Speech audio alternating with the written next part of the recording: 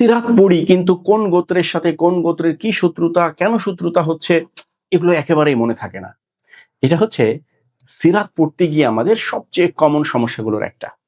এই সমস্যার সমাধান হচ্ছে এই যে মক্কার পাওয়ার ডাইনামিক্সের মৌলিক ইতিহাসটাকে জানা। হ্যাঁ, কেন মক্কার এই যে গোত্রগুলোর মধ্যে এই যে বিভক্তি, হ্যাঁ, এবং এই বিভক্তি সূত্রপাতটা কোথায় থেকে এবং কেন, এইটা জানলে কিন্তু আমাদের জন্য অনেক ইতিহাস বোঝা, সিরাতের অনেক কনফ্লিক্ট বোঝা আমাদের জন্য সহজ হয়ে যাবে। আমরা জানি যে মক্কার একজন কিংবদন্তি তুল্য পূর্বপুরুষ ছিলেন কুসাই বিন কিলাব। হ্যাঁ, তিনি ছিলেন মক্কার এক অবিসংবাদিত নেতা এবং মক্কার প্রায় সকল ধরনের দায়িত্ব তিনি একচ্ছত্রভাবে পালন করতেন। এখন কুসাইয়ের ছিল 4 সন্তান: আব্দুদ্দার, আব্দে মানাফ, আব্দুল উজ্জা এবং আব্দে কুসাই। তো কুসাই চিন্তা করলো যে তার ইন্তেকালের পরে স্বাভাবিকভাবেই তো তার ক্ষমতাটা কাউকে দিয়ে যেতে হবে। তো এই 4 সন্তানের মধ্যে আব্দুদ্দার ছিল সবচেয়ে অথর্ব টাইপের, হ্যাঁ, মানে সবচেয়ে যোগ্যতার দিক থেকে সবচেয়ে কম।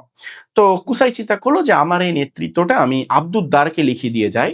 তাহলে যেহেতু তার মানে নেতৃত্ব অর্জন করার যোগ্যতা নাই, আমি নেতৃত্বটা দিয়ে গেলে সমাজের মানুষ তাকে মানবে, সে চলতে পারবে আর কি।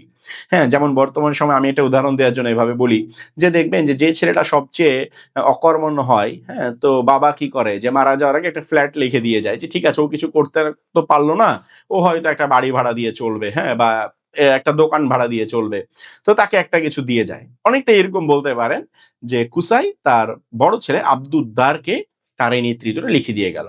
কিন্তু আব্দুদ্দার কাগজে কলমে নেতৃত্ব পেল ঠিকই, কিন্তু সে তো নেতৃত্ব পালন করতে পারতো না, দায়িত্বগুলো পালন করতে পারতো না।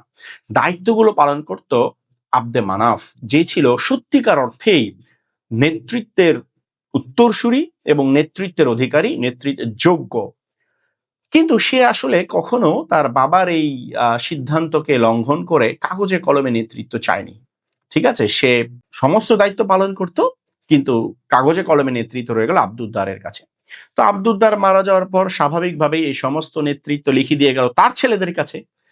আর আব্দে মানাফ মারা যাওয়ার পর আব্দে মানাফ এই দায়িত্বগুলো পালন করত তার ছেলে। এখন আব্দে মানাফের ছেলে হলো হাশিম, যিনি ছিলেন আল্লাহ রসুলের দাদা আব্দুল মুত্তালিবের বাবা। তো হাশিম ও তার বাবার মতো কিন্তু নেতৃত্বের খুবই যোগ্য ছিল, এবং এই সমস্ত দায়িত্বগুলো কুসাই যে দায়িত্বগুলো রেখে গিয়েছিল, যেটা আব্দে মানাফ পালন করতো, সেই দায়িত্বগুলো আব্দে মানাফের মৃত্যুর পর তার ছেলে হাশিম পালন করত। ঠিক আছে, কিন্তু আব্দে মানাফ যেমন তার ভাই আব্দুদ্দারের কাছ থেকে নেতৃত্ব চায়নি, হাসিম এটা অস্বীকার করলো। সে বলল না, সমস্ত দায়িত্ব আমি পালন করি, এত কাজ আমি করি, সমস্ত দেখভাল আমি করি, কাগজে কলমে নেতৃত্ব কেন আব্দুদ্দারের ছেলেদের কাছে থাকবে? আমি যেহেতু সমাজে কাজ করি, নেতৃত্ব কাগজে কলমে আমার কাছেই থাকতে হবে। এই নিয়ে হাশেমের সাথে আব্দুদ্দারের সন্তানদের একটা বিভেদ সৃষ্টি হলো এবং মক্কার গোত্রগুলো দুটো ভাগে ভাগ হয়ে গেল।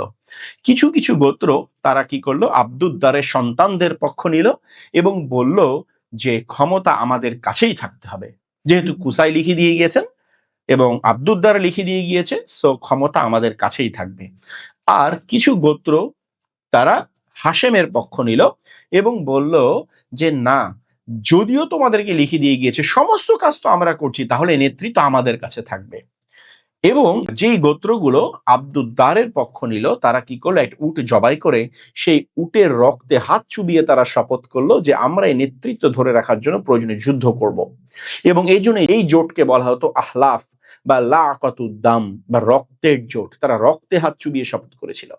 আর আব্দে মানাফের সন্তান এবং হাসিমকে যারা সাপোর্ট দিয়েছিল, এই গোত্রগুলো তারা একটা তরল পারফিউমে হাত চুবিয়ে শপথ করলো যে আমরা নেতৃত্ব লাভের জন্য প্রয়োজনে যুদ্ধ করব। এবং এই জোটটাকে বলা হতো মুতাইয়াবিন। ঠিক আছে, যারা এই পারফিউমে হাত ডুবিয়ে শপথ করেছিল। এবং দেখুন, পরবর্তীতে যখন আল্লাহ রসুল ইসলামের দাওয়াত দেওয়া শুরু করলেন, তখন কিন্তু এই যে আহলাফ জোট, হ্যাঁ, বা যারা আব্দুদ্দারকে সাপোর্ট দিয়েছিল, এই গোত্রগুলোই আল্লাহ রসুলের সাথে সবচেয়ে বেশি শত্রুতা করেছিল, সবচেয়ে বেশি কষ্ট দিয়েছিল, এবং আবু জাহাল কিন্তু ছিল এই জোটের। ঠিক আছে, আবার রাসূল সাল্লাল্লাহু আলাইহি ওয়াসাল্লাম যখন দাওয়াত দেওয়া শুরু করলেন, তখন তার সবচেয়ে শুভাকাঙ্ক্ষী ছিল, তাকে সবচেয়ে বেশি সাহায্য সহযোগিতা করেছিল বনু হাশিম এবং বনু মুত্তালিব, যারা ছিল মূলত এই মুতাইয়িবিন জোটের। এখানে একটা বিষয় দেখুন যে তাদের মাইন্ডসেটটা চিন্তা করেন। এই যে আহলাফ বা রক্তের জোট, এরা আল্লাহ রসুলকে সবচেয়ে বেশি কষ্ট দিয়েছে। তারা ছিল সবচেয়ে উগ্র, হ্যাঁ, এবং তারা ছিল মানে খুবই আনকালচার্ড, আচার আচরণে সব দিক থেকে ছিল তারা খারাপ, এবং তারা শপথও করেছিল কিন্তু রক্তে হাত ডুবিয়ে। আর এই যে মুতাইয়াবিন, তারা আল্লাহ রসুলকে এত সাপোর্ট দিয়েছিল, তারা আচার আচরণ আখলাকে ছিল তারা সেরা মক্কার মধ্যে, তারা শপথ করেছিল পারফিউমের মধ্যে হাত চুবিয়ে।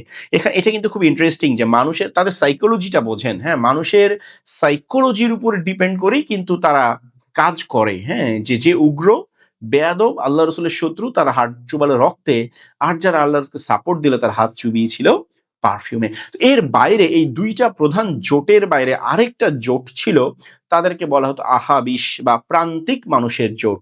হ্যাঁ, মক্কার যে কামার কুমার রাখাল বা এই যে একেবারে মানে নিচু শ্রেণীর পেশায় যারা লিপ্ত ছিল, দরিদ্র কৃতদাস শ্রেণী, এরা কি করতো, এরা বুঝে নিয়েছিল যে আমাদের কোনো বিপদ হলে আমাদেরকে বাঁচানোর কেউ নাই, এজন্য আমাদেরকে একসাথে থাকতে হবে।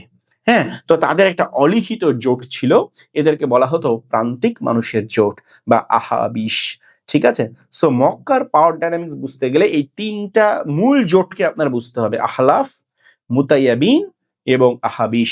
এবং এই তিনটা জোটের মধ্যে আল্লাহ রসুলের সবচেয়ে বেশি সমর্থক ছিল, সবচেয়ে বেশি ইসলাম গ্রহণ করেছিল আহাবিশ জোট থেকে, এবং সবচেয়ে বেশি সমর্থন দিয়েছিল এই আহাবিশ এবং মুতাইয়াবিন, আর সবচেয়ে বেশি শত্রুতা করেছিল এই আহলাফ বা রক্তের জোট।